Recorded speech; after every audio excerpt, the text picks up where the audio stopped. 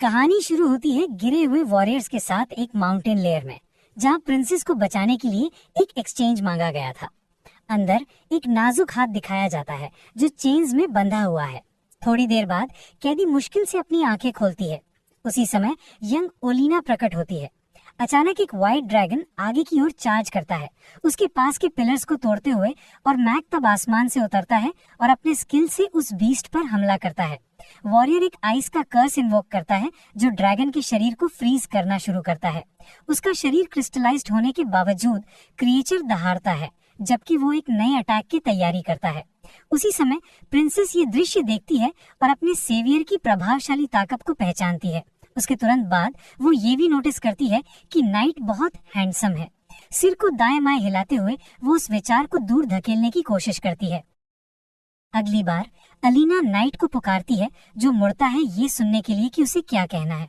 हालांकि वो समझता नहीं, वो प्रिंसेस को ये कहते हुए सुनता है कि उसने सिर्फ उसके लिए बहुत ज्यादा कर दिया।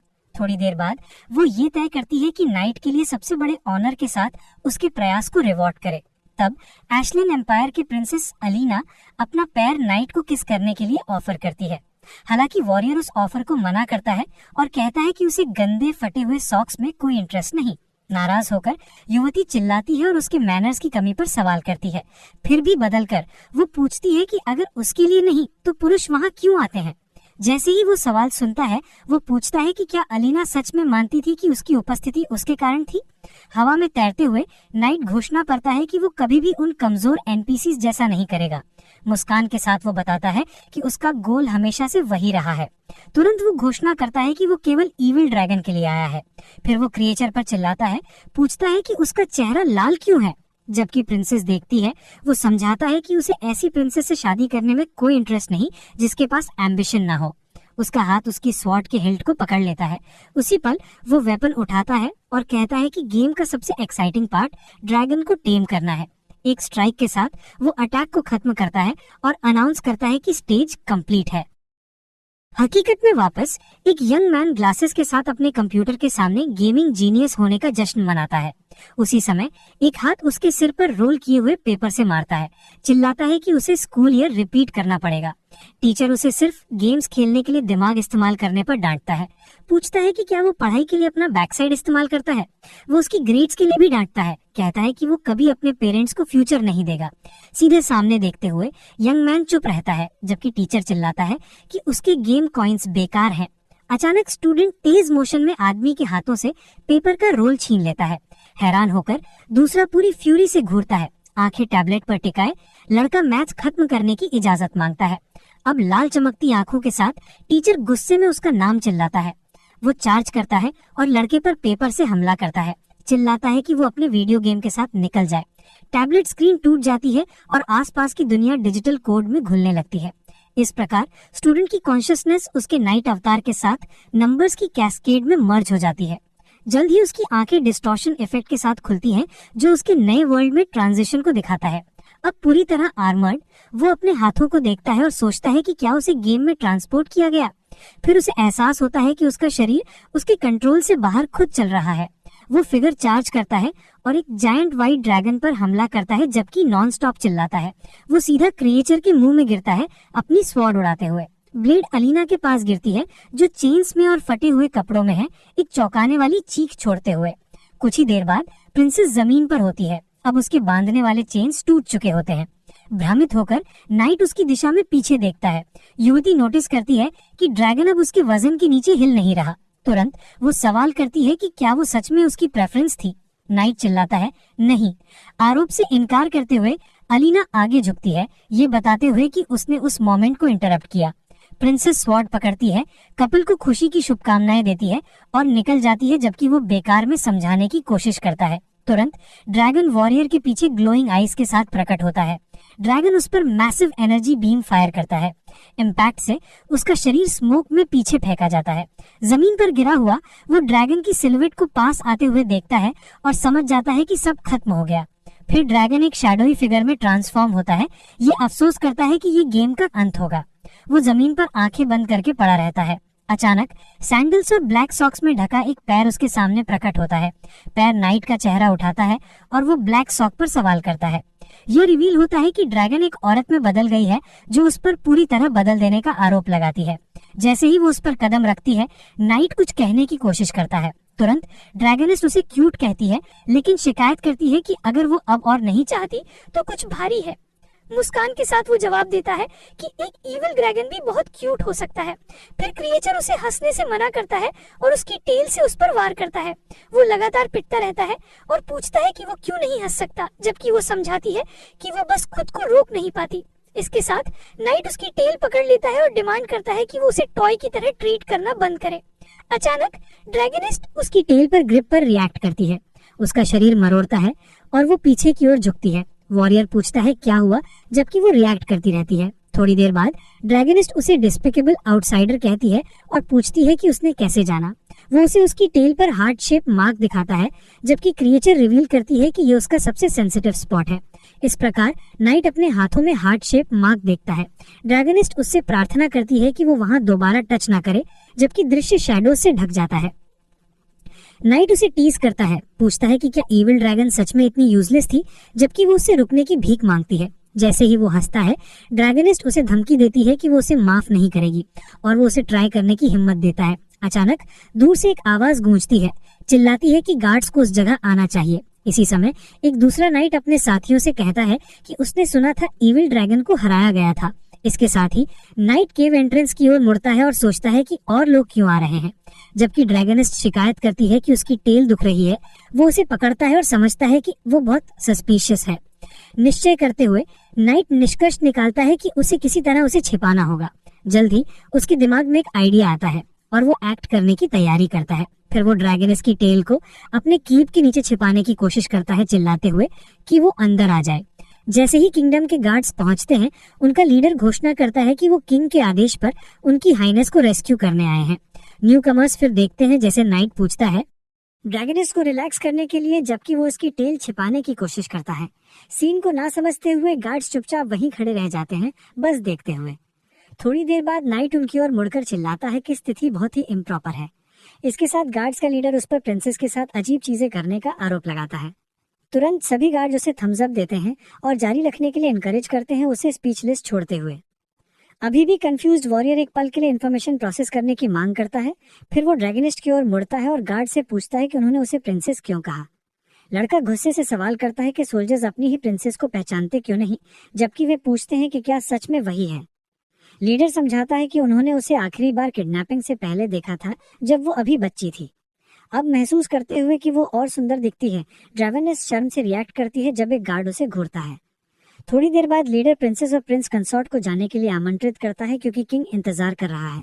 ना समझते हुए नाइट पूछता है कि उसे प्रिंस कंसॉर्ट क्यों कहा गया, और गार्ड उस टाइटल की पुष्टि करता है। तुरंत सभी गार्ड उसे प्रिंसेस को बचाने के लिए एक महान हीरो के रूप में सेलिब्रेट करते हैं। लीडर फिर उसे आश्वासन देता है कि किंग उसे कोई भी रिवॉर्ड देगा जो वो चाहेगा, सिर्फ प्रिंस का टाइटल ही नहीं। तुरंत ड्रैगनिस्ट प्रोटेस्ट करने की कोशिश करती है, दावा करती है कि वो प्रिंसेस नहीं बल्कि एक नोबल इविल क्रीचर है। जल्दी से नाइट उसका मुंह अपने हाथ से ढक देता है ताकि कोई उसे ना सुने। सोल्जर्स उसकी मफल्ड आवाजें सुनकर पीछे मुड़ते हैं। इस प्रकार लड़का एक कहानी बना देता है कि प्रिंसेस कह रही थी कि वो भूखी है और उन्हें तुरंत निकलना चाहिए। इसके साथ पूरा ग्रुप केव से बाहर चलते हुए नाइट और ड्रैगनिस्ट का पीछा करता है। वॉरिस घोषणा करता है कि चूंकि उसकी असली जिंदगी पहले ही मिजरेबल है, उसे गेम के अंदर फिर से राइज होना चाहिए। थोड़ी देर बाद वो झुककर अपनी कंपेनियन से कहता है कि एक प्लान में कोऑपरेट करे। क्रीचर चौड़ी आंखों के साथ रिएक्ट करती है, कुछ कह पाने में असमर्थ। इसके साथ नाइट धमकी देता है कि वो उसकी टेल को तब तक परेशान करता रहेगा जब तक वो रिएक्ट न करे। दबाव में भी ड्रैगनिस्ट घोषणा करती है कि वो कभी नहीं मानेगी और उसे फूल कहती है। जैसे ही वे पहुंचते हैं, ग्रुप का सामना रॉयल कैसल के प्रभावशाली आर्किटेक्चर से होता है। पैलेस के अंदर टेबल पर पहले से ही पूरा बैंक्वेट लगा हुआ है। थोड़ी देर बाद रॉयल फैमिली खाना के चारों ओर इकट्ठा होती है। वैलेट घोषणा करता है कि सब कुछ प्रिंसेस के लिए तैयार किया गया था। फिर सर्वेंट गोगेट्स में से एक को वाइन से भरता है। इसके साथ ड्रैगनिस्ट टेबल पर बैठती है और खाना की खुशबू से एन्चेंटेड हो जाती है, सिवाय प्रिंसेस होने के। फिर वो हाथ में मांस का टुकड़ा लेकर किंग को पुकारती है और वो 10 साल बाद उसे वापस पाकर रोता है। फिर भी क्वीन अपने पति को याद दिलाती है कि उनकी बेटी के काले बाल थे, लेकिन वो उससे डिटेल की चिंता ना करने के लिए कहता है। उनके पास प्रिंस राजी कमेंट करता है कि उसकी बहन का डेवलपमेंट उसकी उम्मीद से बेहतर था। थोड़ी देर बाद क्वीन अपने बेटे से सहमत होती है कि स्थिति एडवांटेजियस है, जबकि नाइट और ड्रैगनिस्ट खाते हैं। जैसे ही वो खाती है, क्रीचर वर्सेस फैमिली के व्यवहार को ऑब्जर्व करती है। अचानक एक मेड पास आती है और कहती है कि वो आगे जारी नहीं रख सकती। युवती समझाती है कि प्रिंसेस को खाना एलिगेंट तरीके से काटने के लिए फोक और नाइफ का इस्तेमाल करना चाहिए। ड्रैगनिस्ट इंस्ट्रक्शन को इग्नोर करती है और चिड़िया को अपने हाथों से पकड़े रहती है। मुंह भरा हुआ वो मेड की ओर प्रोटेस्ट में घूरती है। उसके च्यूइंग की आवाज टेबल पर सबका ध्यान खींच लेती है, जिसमें किंग, क्वीन और नाइट भी शामिल हैं। तुरंत बाद ड्रैगनिस्ट ड्रमस्टिक की हड्डी अपने मुंह में लाती है और उसे पूरी तरह साफ कर देती है। इसके साथ वो चिड़िया का स्केलेटन टेबल पर रखती है और अपने होठ संतुष्टि से चाटती है। मैक को सीन अजीब लगता है, लेकिन रॉयल फैमिली पुष्टि करती है कि असली एलेना ने कभी खाना बर्बाद नहीं किया। अचानक हॉल के दरवाजे एक्सप्लोड हो जाते हैं, गार्ड्स को जमीन पर बाहर फेंकते हुए। जैसे ही सब एंट्रेंस की ओर डर से देखते हैं, एक महिला आवाज घोषणा करती है कि ड्रैगनिस्ट प्रिंसेस नहीं है। थोड़ी देर बाद एक वॉरियर जिसकी पीठ पर सोर्ड है हॉल में प्रवेश करती है और उस पर इम्पोस्टर होने का आरोप लगाती है। इस प्रकार नाइट उसे उस कैदी के रूप में पहचानता है जिसे उसने एक दिन पहले केव में चेन्स में छोड़ा था। न्यू कमर तब बैंक्वेट टेबल पर जोर से पांव पटकती है किंग के सामने। वो झुककर अपना परिचय देती है कि वो असली अलीना है, प्लेट्स तोड़ते हुए। लड़का सीन देखता है जबकि ड्रैगन उसके पास शांति से खाती रहती है। किंग तब दो अलेनास के साथ दुविधा का सामना करता है और सुझाव देता है कि तय करने के लिए लॉटरी की जाए कि कौन प्रिंसेस होगी। ये सुझाव सुनकर अलीना चिल्लाती है कि उसे ऐसी बात कहने का कोई हक नहीं। वो उसकी कॉलर पकड़ लेती है और उस पर अपनी बेटी को पहचान ना कर पाने के लिए बेकार होने का आरोप लगाती है।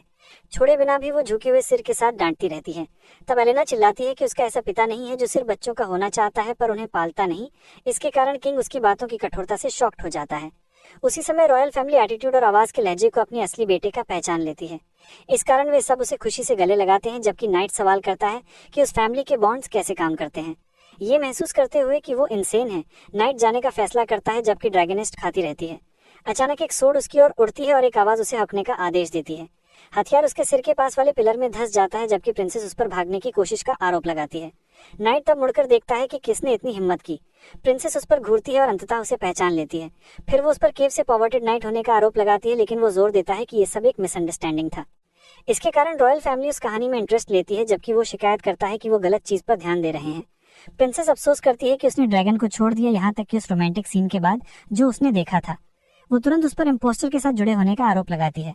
उसी समय एलेना ड्रैगनिस्ट का हाथ थप्पड़ मारती है और उसे खाना खाने से मना करती है, जबकि नाइट अपनी सफाई देने की कोशिश करता है। प्रिंसेस दबाव डालती है, उसे रस्टिक और इन्फीरियर कहती है। अचानक ड्रैगनिस्ट प्रिंसेस की ओर आग उगलती है। क्लैश के बाद नाइट और एलिना सूट से ढके हुए दिखाई देते हैं, जबकि वो जो हुआ उसे कम करने की कोशिश करता है। इसके कारण प्रिंसेस आगे झुकती है और उन्हें इंसल्ट करती है, उन्हें डिस्पिकेबल कपल कहती है। अगली बार एलिना सोल्जर्स को आदेश देती है कि उन्हें पकड़ लिया जाए ताकि उन्हें दिखाया जाए। पब्लिक स्क्वायर में नाइट ड्रैगनिस्ट की तरफ मुड़ता है और पूछता है कि वो भी क्यों उसे सिचुएशन के लिए ब्लेम कर रही है। जैसे ही सोल्जर्स करीब आते हैं, वो चिल्लाकर उसे कहता है कि सारा खाना बाहर स्पिट कर दो, लेकिन वो पलट कर कहती है कि उसने सिर्फ उसके थ्रेट की वजह से ओबे किया। उसी पल एक गार्ड छलांग लगाता है अटैक की तैयारी करते हुए। थोड़ी ही देर बाद सोल्जर अपनी एक्स उठाता है नाइट और ड्रैगनिस्ट पर स्ट्राइक करने के लिए, जो इम्पैक्ट झेलने के लिए तैयार खड़े हैं। जैसे ही एक्स जमीन पर स्ट्राइक करती है, फिशर खुलता है और आग और धूल फैल जाती है। अटैक के तुरंत बाद नाइट और ड्रैगनिस्ट गार्ड को देखते हैं जो फ्लोर में फंसे वेपन को निकालने के लिए जूझ रहा है। उसी वक्त वो चेहरे पर मुस्कान के साथ सिचुएशन का सामना करता है। अचानक और सोल्जर्स प्रकट होते हैं और उसे पकड़ने के लिए दौड़ पड़ते हैं। नाइट उसके स्पीयर से बचता है और शिकायत करता है कि वे सच में उसे अटैक करने की कोशिश कर रहे हैं। गार्ड से घिरे हुए वो घोषणा करता है कि वो वहां फन करने आया था, मार खाने के लिए नहीं। उसी के साथ उसकी नजर सामने के दुश्मनों पर लॉक हो जाती है। उसके हाथ से एनर्जी एमिनेट होना शुरू होती है, दिखाते हुए कि अब वो पीछे नहीं हटना चाहता। इसी पल राजा और रानी उसकी इमर्जिंग लाइट से चौंक जाते हैं। उनके बगल में ड्रैगनिस्ट ध्यान से सीन देखती है। थोड़ी देर बाद नाइट अपने हाथ में एनर्जी के शॉर्ट समन करता है। ऑरा में ढका उसका शरीर वार करने की तैयारी करता है। स्ट्रॉन्ग एनर्जी की वजह से सोल्जर्स पीछे हट जाते, जबकि उनमें से एक चीखता है कि वो मरने वाला है। उसी वक्त सॉर्ड जमीन पर गिरती और एक छोटा हार्मलेस क्रीचर में बदल जाती है। नाइट पिक्सेलेटेड वेपन उठाता और गेम को फ्रीज कर देने वाले बग पर फ्रस्ट्रेशन से चीखता है। न समझते हुए वो एक पिक्सेलेटेड साइन देखता है जो अचानक हॉल में प्रकट होता है। उसके तुरंत बाद एक मैसेज अनाउंस करता है कि वो डिस्क्वालीफाइड प्लेयर है, जिससे वो शॉक में रह जाता है। उसी पल प्रिंसेस एलिना अपनी हंसी रोकने की कोशिश करती है और फिर वो गार्ड जोर से हंस पड़ते हैं और उसका मजाक उड़ाते हैं। एलिना खुद को एनपीसी ऑफ जस्टिस रिवील करती है और कहती है कि उसने सोचा था कि वो ज्यादा स्ट्रांग है। नाइट फिर जोर से एनपीसी ऑफ जस्टिस शब्द दोहराता है। थोड़ी देर बाद प्रिंसेस अपनी स्वॉर्ड निकालती है और दावा करती है कि वो कुछ खास नहीं है। अभी भी न समझते हुए नाइट उसे fallen justice from the heavens कहता है। अचानक एलिना चार्ज करती है और स्वॉर्ड से अटैक करती है, जिससे वो डॉज करने पर मजबूर हो जाता है। चौंक कर वो उसे जमीन पर गिरा देती है और उस पर प्योर गर्ल्स को डिसीव करने का आरोप लगाती है। तुरंत बाद प्रिंसेस उसके सीने पर पैर रख देती है। उसी पल नाइट उसकी फुट प्रेशर पर अपनी आर्मर में रिएक्ट करता है। ग्लोइंग आइज के साथ एलिना घोषणा करती कि वो उन्हें एक एक करके गिरा देगी। अचानक स्ट्राइक करने से पहले ही उस पर अटैक होता है। सीक्वेंस में उसे पीछे फेंक दिया जाता है जिससे पिलर्स टूट जाते हैं। मलबे के बीच ड्रैगनस के हॉर्न्स दिखाई देते हैं। तब प्रिंसेस घायल बैठ जाती है और पूछती है कि वो वास्तव में कौन है। उसी के साथ ड्रैगनस अपनी ड्रेस फाड़ देती है और घोषणा करती है कि उसने काफी सहन कर लिया है। थोड़ी देर बाद वो नाइट के सर पर थप्पड़ मारती कि उसे उस पिग में शामिल कर दिया। फिर क्रीचर अपने पंखों के साथ अपनी फॉर्म रिवील करती है और उसे कसकर हक कर लेती है। उसे दबाते हुए घोषणा करती है कि उसकी लॉन्ग टर्म मील टिकट के अलावा कुछ नहीं है। रॉयल फैमिली सामान्य प्रतिक्रिया देती है जबकि क्वीन बोर्डम पर अफसोस करती है और प्रिंस कहता है कि वो भी ज्वाइन करना चाहता है। उसी समय गार्ड्स नॉर्मल रिएक्शन देते हैं और ड्रैगन को देखकर डर से चीखते हैं। कैसल के पास एक सिटी में एक चीख अनाउंस करती है कि एविल ड्रैगन अपनी वैली छोड़ चुका है। दूर एक औरत अपने बिस्तर पर पीसफुली सो रही है। उसी पल उसका हाथ शीट को कसकर पकड़ लेता है। थोड़ी देर बाद वो स्ट्रेच करते हुए उठती है। अचानक औरत बिस्तर पर बैठ जाती है और चीख निकलती है। डरी हुई सेंट केडोनिया अपने चेहरे को हाथों से ढक लेती है। उसके बेड साइड पर एक फिगर करीब आता और पूछता कि क्या उसे फिर नाइटमेयर आया। उसी वक्त सेंट विजिटर को पैलाडिन श्लोहोंग के रूप में पहचान लेती है। केडोनिया फिर पूछती है कि उसे वहां क्या लाया।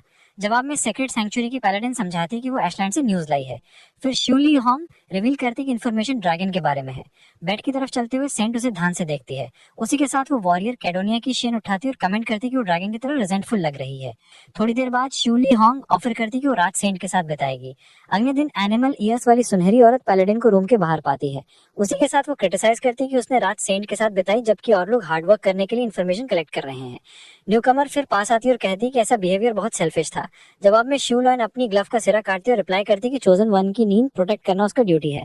एनिमल ईयर्स वाली औरत जल्दी से उस पर जेलस होने का आरोप लगाती है लेकिन वो पैलाडिन उसे डिनाई कर देती है। फिर वॉरियर अपना हाथ बढ़ाती और कहती है कि कलेक्टेड इन्फॉर्मेशन सौंप दो। दूसरी मना करती और कहती कि वो रिपोर्ट तभी दिखाएगी जब कुछ सिंसेरिटी होगी। मुस्कुराते हुए शूली होंग पूछती है कि उसका क्या मतलब है। थोड़ी देर बाद पैलाडिन अपनी कंपेनियन की बॉडी को टच करती है जो उसे वायलेंट कहती है। रिपोर्ट अपने हाथ में लेकर वो कमेंट करती है कि यही दूसरी चाहती थी जबकि वो औरत एक्सपोज होने पर ग्रम्बल करती है। रीडिंग फिर रिवील करती है कि नाइट ने प्रिंसेस को ड्रैगन के लिए अबैंडन कर दिया जबकि दूसरी उसकी फिंगर्स की स्ट्रेंथ की शिकायत करती है।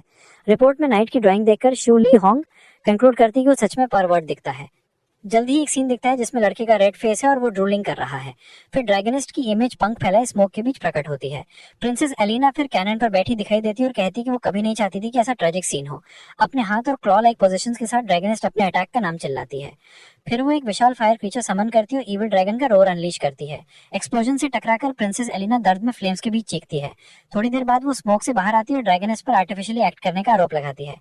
क्रीचर फिर अपनी उंगली चाटती जबकि एक हाथ उसकी तरफ इशारा करता है और उसे क्यूट होना बंद करने का आदेश देता है। उसी के साथ प्रिंसेस कैनन के फ्यूज को कसकर पकड़ लेती है। कैनन पर बैठी एलिना फ्यूज जलाती है और अपने दुश्मन पर फायर करती है। दूर से गार्ड्स बैटल को देखते हैं और इंटरफेयर न करने का फैसला करते हैं। ड्रैगनिस फिर अपनी बाहें खोलती और अटैक्स रिसीव करती है। घोषणा करती है कि सेंसेशन अच्छा और कंफर्टेबल है। प्रिंसेस एलिना शॉक में रिएक्ट करती है कि उसने अभी क्या सुना। फिर वो कैनन को कई बार किक करती है और शॉट्स फायर करती है जबकि ड्रैगनिस्ट और ज्यादा फोर्स की भीख मांगती है। नाइट बैटल के स्मोक को ऑब्जर्व करता है और कमेंट करता है कि उनकी बैटल धीरे धीरे आउट ऑफ कंट्रोल हो रही है। हवा में फेमिनिन परफ्यूम फैला है। उसी के साथ राजा और प्रिंस उस पर विमेन्स फाइट को स्पाई करने के लिए परवर्ट होने का आरोप लगाते हैं। नाइट फिर चिल्लाकर जवाब देता है कि रॉयल फैमिली छिपती है तो उन्हें कुछ भी कहने का हक नहीं। कैनन के पास वो इस रूल पर अफसोस करता है जो डिस्क्वालिफाइड प्लेयर्स को एनपीसीज पर अटैक करने से रोकता है। इसी पर नाइट कंक्लूड करता है कि सब कुछ स्क्रिप्ट से बाहर चला गया और वो किस ही सारे इविल की ओरिजिन थी। थोड़ी देर बाद प्रिंसेस एलिना ड्रैगनस पर अटैक की तैयारी करती है, ये कहते हुए कि वो स्क्रिप्ट को उसके साथ फॉलो करने से अच्छा यही करेगी। उसी के साथ क्रीचर रोते हुए कहती है कि वो अटैक्स और नहीं सह सकती और अगर ये जारी रहा तो कुछ होगा। फिर मैग उसकी ज्यादा फेमिनिन अपीयरेंस पर कमेंट करता है। थोड़ी ही देर में ड्रैगनस जमीन पर बैठ जाती है जबकि वो उसे कंफ्यूजन से देख रहा होता है। एक मुर्गी हवा में इशारे करती है ध्यान खींचते हुए। लड़का करीब जाता है और पूछता है कि उसके साथ क्या गलत है। वो फिर उसे पकड़ लेती है जिससे वो और कंफ्यूज हो जाता है। ड्रैगनिस कन्फेस करती है कि वो अभी एडिक्शन और नहीं सह सकती जिससे नाइट की कंफ्यूजन और बढ़ जाती है। वो तुरंत चिल्लाता है कि उसका एडिक्शन नहाना है जबकि वो चेहरा बनाती है और एक प्रिंसेस देख रही होती है। उसी के साथ ड्रैगनिस उससे होल्ड ऑन करने को कहती है और लावा बात खोजने के लिए भाग जाती है। नाइट उसकी टेल पकड़कर उसे रोकने की कोशिश करता है और उसे याद दिलाता है कि वो उसकी मील टिकट है। उसी पर प्रिंसेस उनकी तरफ मुड़ती है और पूछती है कि क्या वे सच में मानते हैं कि उससे नेगोशिएट कर सकते हैं। फिर अलीना कैनन पर एक बॉम्ब के साथ प्रकट होती है जबकि एक गार्ड पैनिक करता है और नाइट आरोपों से इनकार करता है। थोड़ी देर बाद वो बॉम्ब कैनन के अंदर डालती है और चिल्लाती है कि सब लोग मरने वाले हैं। गार्ड्स घबराकर चीखते हैं सोचते हुए कि प्रिंसेस ने इतना बड़ा चीज अंदर कैसे डाल दिया। थोड़ी देर बाद कैनन से एक विशाल फायरबॉल उनकी तरफ लॉन्च होता है। नाइट और ड्रैगनिस फिर एनर्जी की उस बड़ी स्फीयर को अपनी तरफ आते देखते हैं। उसी के साथ लड़का अपना हाथ उठाता है और थंडर स्वॉर्ड की पावर समन करता है। आकाश को काटता हुआ एक लाइटनिंग बोल्ट पूरी ताकत से कैसल की छत पर स्ट्राइक करता है। एनर्जी से घिरा हुआ वो थंडर बैरियर बनाने की तैयारी करता है। थोड़ी देर में लाइटनिंग की ग्रिड उनके सामने इमर्ज होती है और आखिरी पल पर फायरबॉल को ब्लॉक कर देती है। इस तरह नाइट देखता है कि लाइटनिंग बैरियर ने अटैक को सफलतापूर्वक रोक दिया। फिर फायरबॉल शील्ड से टकराकर एक्सप्लोड होता है और धूल और स्मोक का क्लाउड उठता है। स्मोक के बीच प्रिंसेस अलीना सोचती है कि क्या अटैक ने टारगेट को हिट किया। थोड़ी ही देर में बैरियर डिसिपेट हो जाता है, रिवील करता है कि वॉरियर और ड्रैगनेस अनहार्म्ड है और वो कंक्लूड करता है कि डिफेंस काम करता है। दूर से राजा और प्रिंस कमेंट करते हैं कि वे पूरी तरह से अनस्केथ बाहर आए। उसी के साथ नाइट गेम का मजाक उड़ाता है और दोनों मिडिल फिंगर्स उठाता है। अचानक ऊपर से आती स्ट्रॉन्ग लाइट उसका और उसके विंग्ड कंपेनियंस का ध्यान खींचती है। फिर एक लाइटनिंग बोल्ट सीलिंग से उतरता है और मैसिव इम्पैक्ट से फ्लोर डिस्ट्रॉय कर देता है। गिरते हुए दोनों सोचते हैं कि अभी क्या हुआ। ड्रैगनेस उस पर फ्लोर तोड़ने का आरोप लगाती है, लेकिन आर्मर्ड मैन फ्लोरिंग की टेरेबल क्वालिटी की शिकायत करता है। सीलिंग की होल से एक मैसेज उसका मजाक उड़ाता है, जबकि गार्ड्स नीचे से देखते हैं।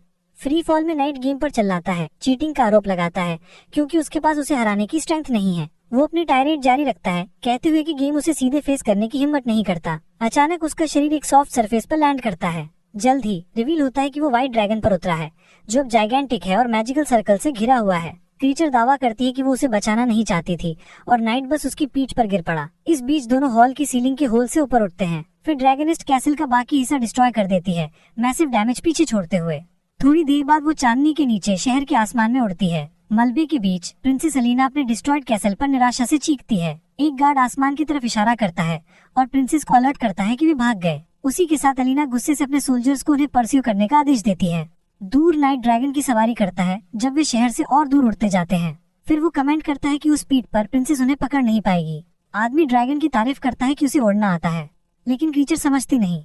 फिर विंग्ड बीइंग उसकी तरफ मुड़ती है और रिवील करती है कि उसे उड़ना नहीं आता। कंफ्यूज्ड वॉरियर पूछता है कि अब वे क्या कर रहे हैं और क्रीचर जवाब देती है कि उसे भी नहीं पता। अचानक ड्रैगन ग्लाइडिंग रोक देती है और दोनों आसमान से गिरने लगते हैं। जैसे ही वे गिरते हैं, नाइट क्रीचर पर चिल्लाता है कि मत रुको, लेकिन वो ब्लेम करती है कि उसने उसे याद दिलाया। जल्द ही वे आसमान से क्रैश होकर एक घर की छत में एम्बेड हो जाते हैं। बार्न के अंदर दो गाय देखती हैं जब वे हे में लैंड करते हैं। जल्द ही गाय सोचती है कि वे किस तरह के क्रीचर्स हैं। एक बछड़ा अपनी माँ से कमेंट करता है कि ड्रैगनेस उससे बड़ी लगती है। उसी के साथ नाइट शिकायत करता है कि सिचुएशन बहुत अनकंफर्टेबल है। थोड़ी देर बाद वो मुड़ता है और ड्रैगन इसको हे पर लेटे हुए देखता है, जो बुदबुदा रही है कि वो बहुत अजीब महसूस कर रही है। हार्ट शेप्ड आइज के साथ वॉरियर उसे मदद की पेशकश करता है। फिर वो क्रीचर की तरफ दौड़ता है, जो उसकी तरफ आते ही चीखती है। अचानक एक विशाल क्लीवर लकड़ी की डिवाइडर में एम्बेड हो जाता है, एडवेंचरर का रास्ता ब्लॉक करते हुए। फिर वो अपनी कंपेनियन की तरफ मुड़ता है और बार्न के ओनर से संडे क्लोज साइन के बारे में पूछता है। उसी पल औरत पाइप पकड़े हुए कमेंट करती है कि वो जो लाई है वो काफी पिक्यूलियर है। फिर वो पाइप को अपने मुंह तक लाती है और जलाती है। जगह की ओनर रिवील करती है कि वो पहले ही वुल्फ मिल्क, बियर मिल्क और लाइनस मिल्क ट्राई कर चुकी है। इस बीच नाइट सीन देखता है और ड्रैगनेस गायों के बगल में हे में बैठी रहती है। मुंह में पाइप लिए औरत क्रीचर की तरफ मुड़ती और कहती है कि ये पहली बार है जब वो दूध पी रही है। इस तरह जगह की ओनर नाइट से माफी मांगती है, जो उसे ऑकवर्डली देख रहा होता है। ड्रैगन उसके पीछे छुप रही होती है। वो समझाता है कि बस वहाँ से गुजर रहे थे और वो बिक्री के लिए नहीं है। अचानक उनकी तरफ एक क्लीवर तैरती आती है और पिलर में एम्बेड हो जाती है, जबकि औरत चिल्लाती है कि उसे नहीं पता क्या अच्छा है। वॉरियर फिर शॉक में मुड़ता है, वेपन को अपने सिर के पास लकड़ी में फंसा हुआ देखता है। उसी के साथ मर्चेंट अपनी उंगलियां स्नैप करती है और उसे धमकाती है कि उसने एस्टन एम्पायर की ग्रेटेस्ट रॉयल ट्रेडर की ऑफर ठुकरा दी है। वो उससे सवाल करता है कि इतनी छोटी बात में रॉयल मर्चेंट का टाइटल कैसा, जिससे वो इरिटेट हो जाती है। जल्द ही औरत एक स्क्रॉल दिखाती है और समझाती है कि वो सिर्फ एग्जाम मिस कर गई थी क्योंकि वो ओवरस्लिप कर गई थी। नाइट पूछता है कि क्या वो परिवार की इकलौती यूजलेस है जो बेड से भी बाहर नहीं निकल पाई, और वो उसे बताती है कि चुप रहने को। फिर जगह की ओनर ड्रैगनिस्ट की तरफ इशारा करती है और घोषणा करती है कि उसे वैसे भी बेच दिया जाएगा। चेहरे पर मुस्कान के साथ वो सोचने लगती है कि ड्रैगन के साथ वो क्या कर सकती है। मर्चेंट कल्पना करती है कि वो क्रिएचर को ट्रेन करेगी ताकि वो एक मिल्क प्रोड्यूसिंग एनिमल बन जाए। वो निष्कर्ष निकालती है कि इसे रॉयल मर्चेंट एकेडमी निश्चित रूप से उसे स्वीकार करेगी। अचानक ड्रैगनिस्ट की टेल महिला के शरीर पर जोर से पड़ती है। मर्चेंट घूरती है, जबकि क्रिएचर उसकी आंखों में आंसू लिए सामने चुपचाप खड़ी रहती है। घाव उसके चेहरे को ढकता है और वो चिल्लाती है कि ड्रैगन ने उसे मारा है। क्रिएचर फिर से उस पर वार करती है और चिल्लाती है कि उसे कभी किसी हर्बिवोरस एनिमल द्वारा उसकी पूरी जिंदगी में डिसरिस्पेक्ट नहीं किया गया। नाइट दृश्य देखता है और निष्कर्ष निकालता है कि उसने एक रानी की उम्मीद की थी, लेकिन केवल एक बेकार औरत पाई। माफी मांगने के बाद भी ड्रैगनिस्ट उसे पकड़ लेती है और धमकी देती है कि वो उसका दूध पिएगी, जबकि नाइट स्थिति अनफोल्ड होते हुए देखता है। अचानक एक आवाज बांध के एंट्रेंस से आती है जो घोषणा करती है कि यही जगह है। नाइट फिर मुड़ता है और सोचता है कि और लोग क्यों आ गए। बाहर एक सोल्जर प्रिंसेस एलिना को सूचित करता है कि वे उस क्षेत्र में गिरे और पीछा करने पर दुख व्यक्त करता है। इसके साथ प्रिंसेस अपने एक गार्ड को जगह की जांच करने का आदेश देती है।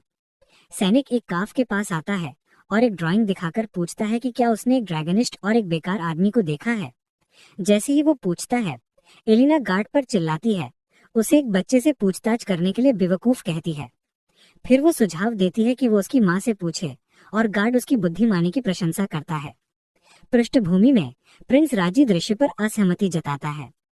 छिपे हुए नाइट और ड्रैगनिस्ट समूह को देखते हैं और उन्हें बेवकूफ कहते हैं। रोते हुए नाइट अफसोस करता है कि ये एक हरम गेम है जहां वो 100 फीमेल एनपीसीज को जीत सकता था। खिड़की से मर्चेंट न्यू कमर्स को एशलैंड रॉयल फैमिली के सदस्य के रूप में पहचान लेती है। फिर वो प्रिंसेस एलिना को देखती है और उसकी नोबल, करेजियस और ब्यूटीफुल ऑरा की प्रशंसा करती है। मर्चेंट ये भी नोटिस करती है कि सेना के बैनर पर सेक्रेड एम्बलम सूरज की रोशनी में चमक रहा है।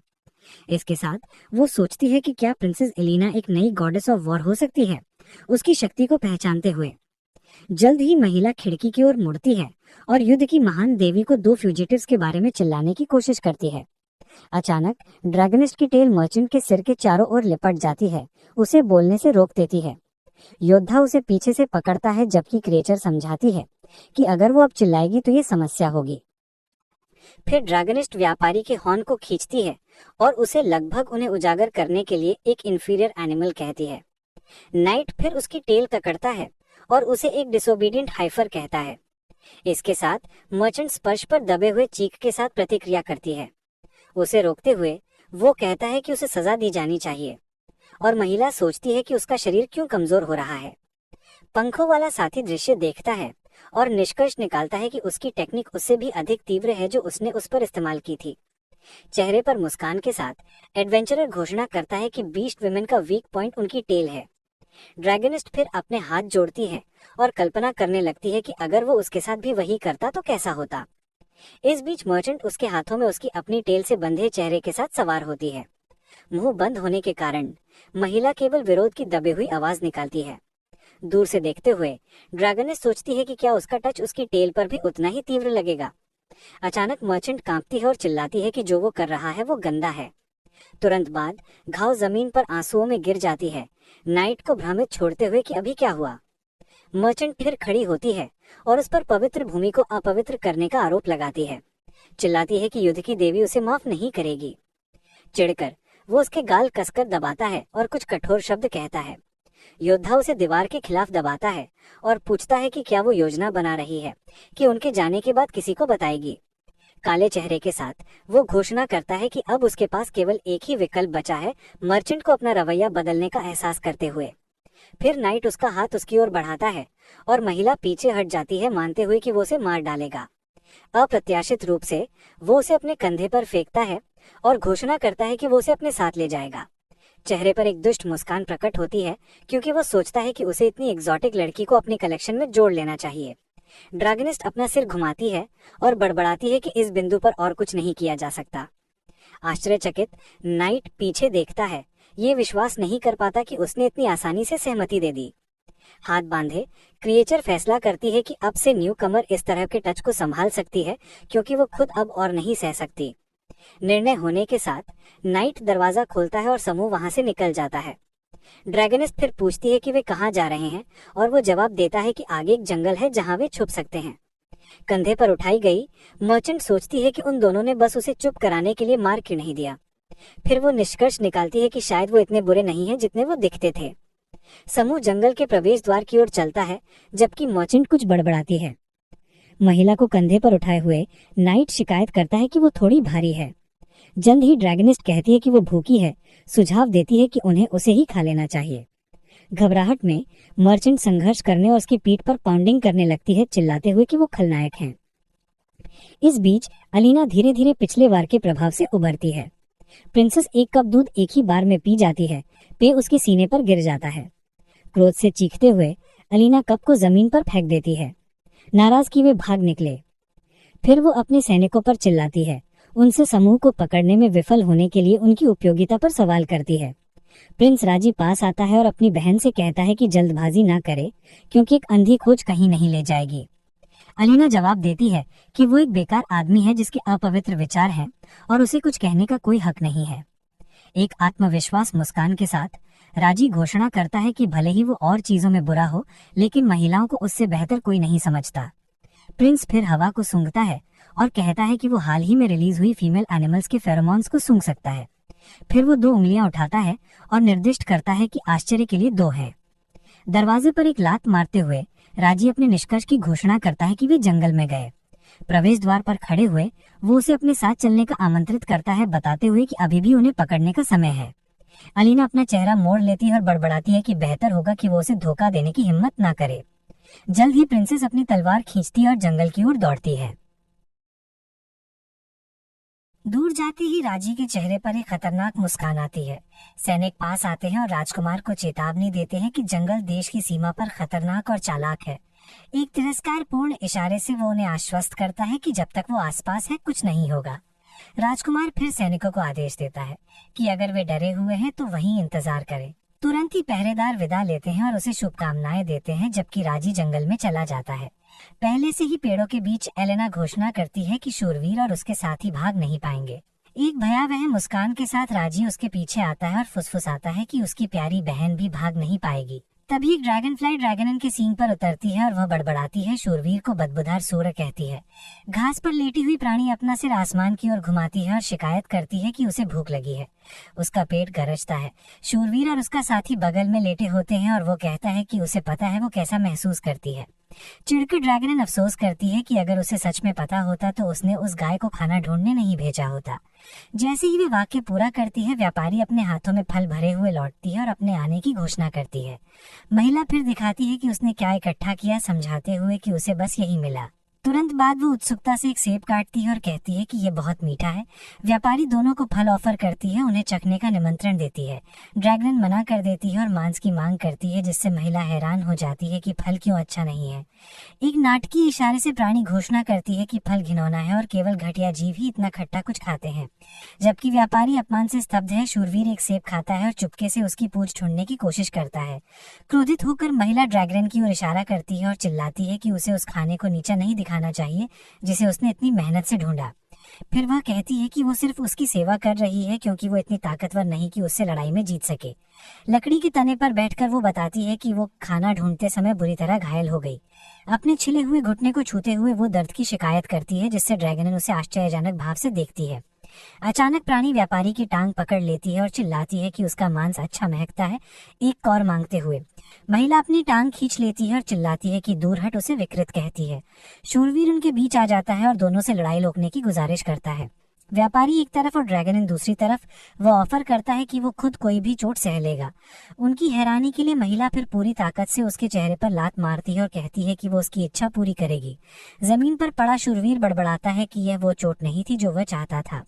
जबकि ड्रैगन उसे घूरती है, प्राणी फिर उस पर आरोप लगाती है कि उसने सिर्फ इसलिए दखल दिया क्योंकि वो गाय महिला को छोड़ना नहीं चाहता था।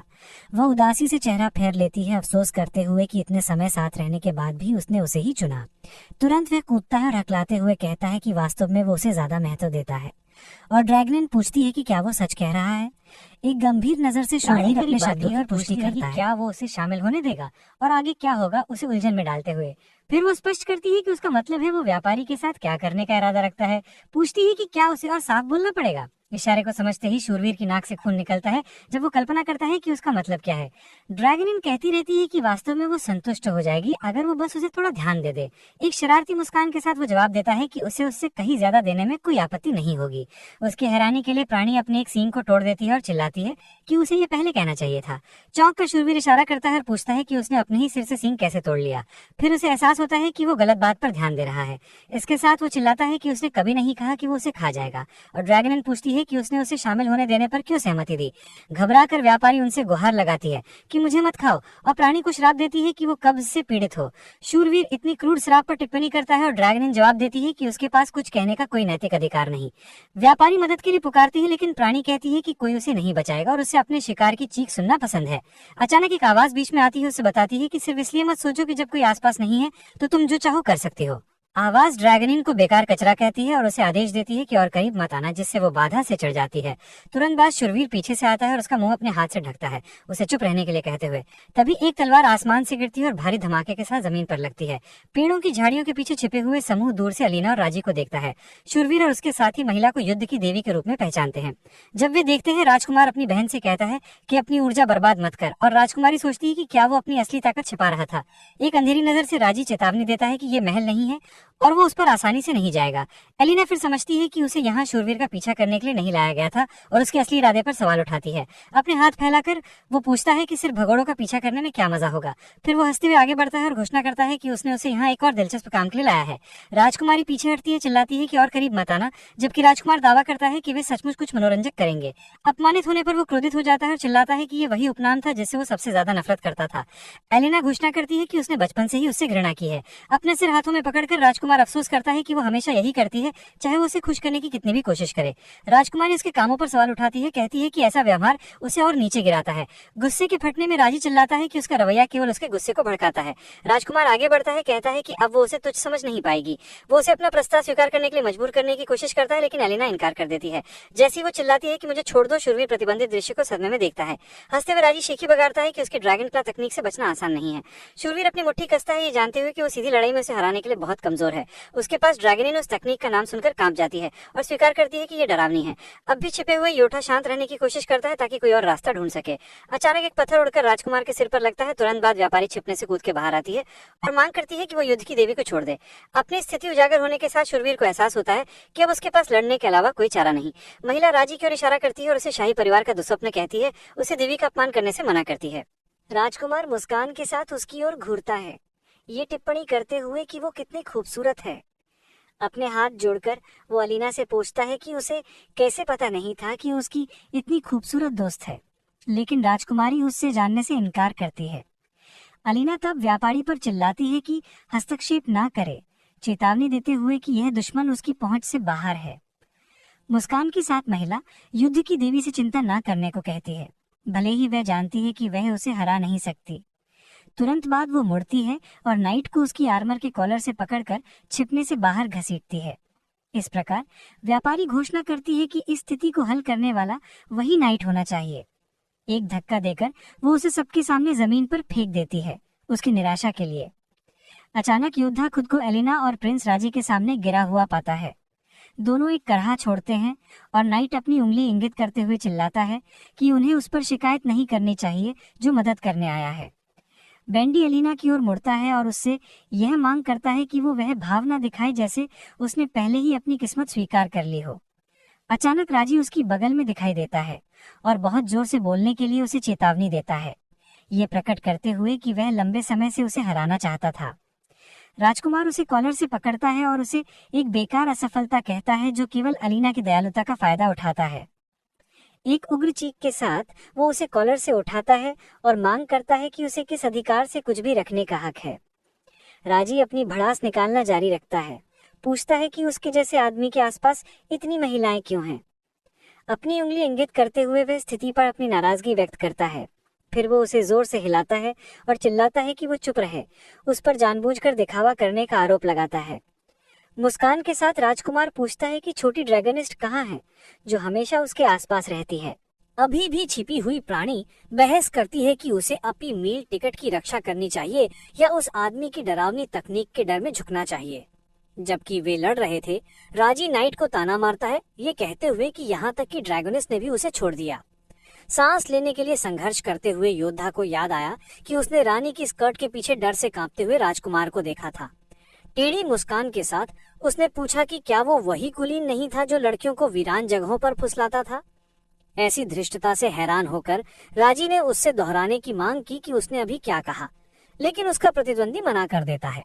नाइट तब घोषणा करता है कि अच्छे शब्द कभी दोहराए नहीं जाते और जिसने उन्हें कुत्ते की तरह नहीं सुना। उन्मत्त हंसी के साथ हमलावर उस पर घूरता है और कहता है कि अगर वो बात नहीं करना चाहता तो यह ठीक है। अगले ही पल राजकुमार अपनी पकड़ कस लेता है और चिल्लाता है कि वो फिर कभी नहीं बोलेगा। अचानक योद्धा की दृष्टि धुंधली होने लगती है और वह सोचता है कि क्या उसकी आंखें उसे धोखा दे रही हैं। अपनी विकृत दृष्टि से उसने राजी के सिर के ऊपर का लेबल बदलते देखा जो न्याय का एनपीसी था।